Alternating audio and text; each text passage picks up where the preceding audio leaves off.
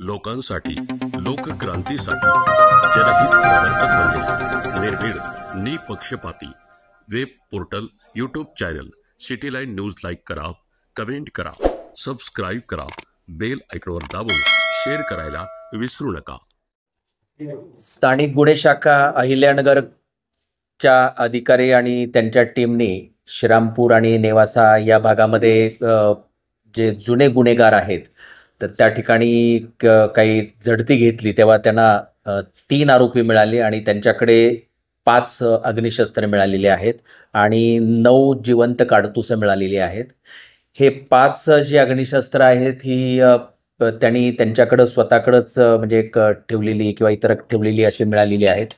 एक मोटरसायकल मिळालेली आहे, ते सर्व जे जप्त केलेलं आहे आणि पोलीस आता तपास करते की अग्निशस्त्र ही नेमकी कुठून आणलेली आहेत आणि ही कुठल्या कारणासाठी वापरण्यासाठी आणलेली आहे त्याचा तपास पोलीस करत आहेत। अग्निशस्त्र जे आहे ते कुठे सापडली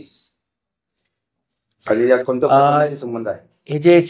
श्रीरामपूरमध्ये ही अग्निशस्त्र सापडलेली आहेत आणि यातले हे जे 2 जण राहणारे ते नेवाशाचे आहेत आणि एक नगर शहरातला आहे। अशा ह्या तिघांच्याकडे ही अग्निशस्त्र मिळालेली आहेत आणि यांचा आज आपण तपास पुढे करतो आहोत की यांना नेमकी यांनी प्रोक्युअर कुठून केलेली आहेत, आणली कुठून आहेत आणि पुढे म्हणजे याचं काय करणार होते। खरं तर म्हणजे कट्ट्याचा वापर झालेला एक घटना मागच्या आठवड्यामध्ये घडली, त्यामध्ये श्रीरामपूर शहर पोलीस ठाण्यामध्ये अटेम्प्ट टू मर्डरचा पण गुन्हा नोंद झाला आणि तो जो आरोपी आहे तो अटक झाला, त्याच्याकडनं ते अग्निशस्त्र पण जप्त करण्यात आलेलं आहे। हे निश्चितच म्हणजे एक म्हणजे बिना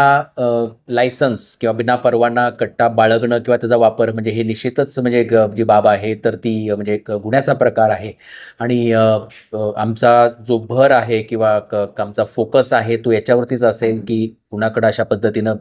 इलिगल वेपन्स आहेत तर त्यांच्यावरती धाडी टाकून त्या जप्त करणं आणि अशा आरोपींच्या विरोधामध्ये कठोरात कठोर कारवाई करण्याचं आम्ही म्हणजे आमचं निश्चितच धोरण आहे आणि त्या पद्धतीनं इथले जे पोलीस आहेत तर ते या बाबतीमध्ये निश्चितच म्हणजे एफिशियंट आहेत आणि अशा आरोपींच्या विरोधामध्ये आपल्याला दिसेल भविष्यामध्ये कठोर कारवाई जी आहे ती निश्चित होईल।